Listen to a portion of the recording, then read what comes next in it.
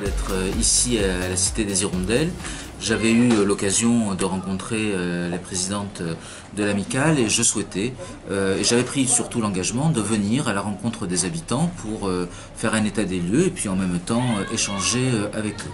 C'était il y a un mois après je suis ici et donc je suis très heureux d'être avec les habitants ici en ces lieux.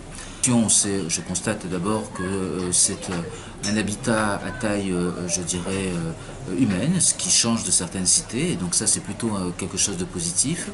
Je note bien évidemment qu'il y a des aménagements d'entretien d'abord à réaliser d'une part, et en même temps des réflexions pour de façade par exemple, pour justement améliorer et embellir en quelque sorte le cadre de vie.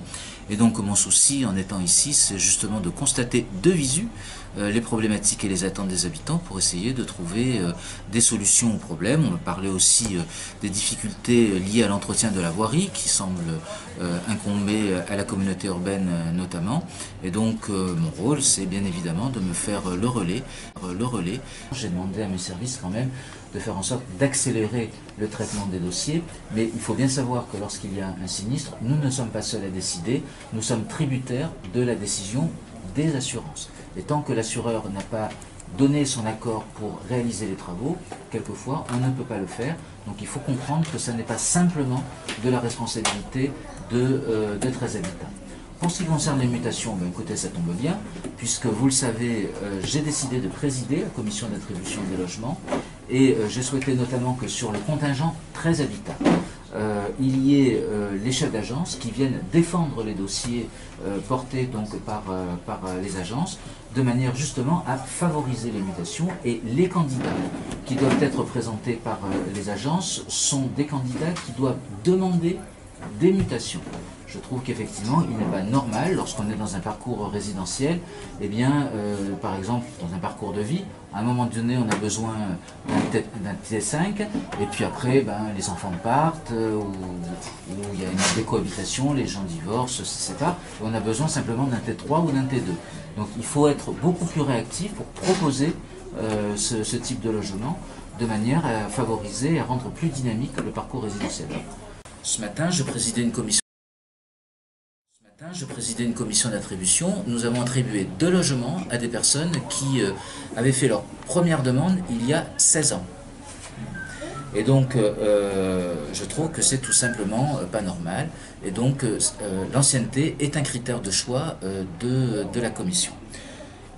Pour ce qui concerne le remplacement rapide des personnels et éventuellement qu'ils soient remplacés par des habitants de la cité, puisque c'est la question qui m'est posée, alors, bon, nous sommes quand même astreints, il faut le savoir, au Code des marchés publics. On ne peut pas faire tout et n'importe quoi quand même. C'est-à-dire que nous avons des entreprises intérimaires avec lesquelles nous travaillons lorsqu'il y a des absences. Donc on essaie d'honorer nos engagements contractuels.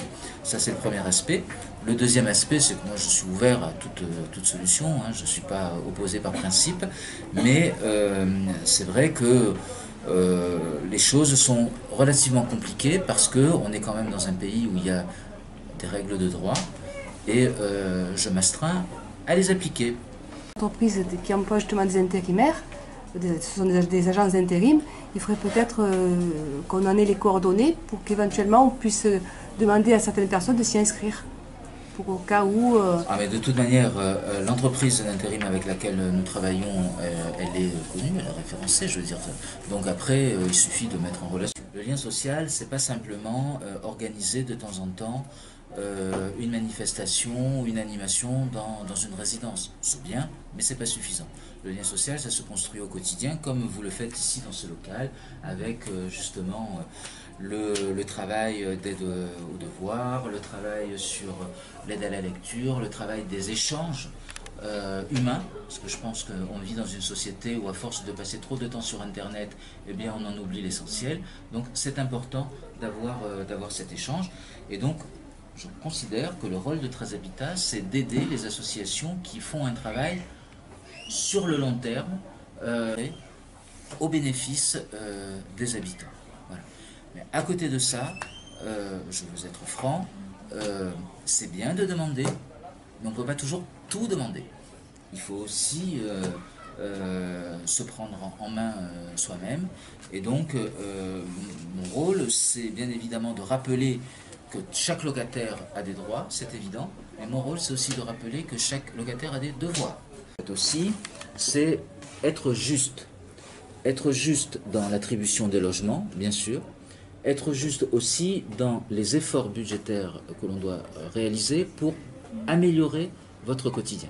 Il ne peut pas y avoir les résidences où on fait beaucoup, d'autres où on ne fait rien. Il faut que chacun y trouve son compte.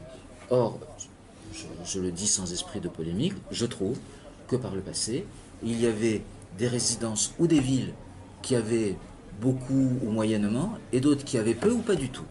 Et ça, c'est pas normal. Parce que le locataire, qu'il habite les Hirondelles, qu'il habite les Flamands, qu'il habite Campagne-l'Évêque ou qu'il habite la Soude dans le 9e arrondissement, ça reste un locataire.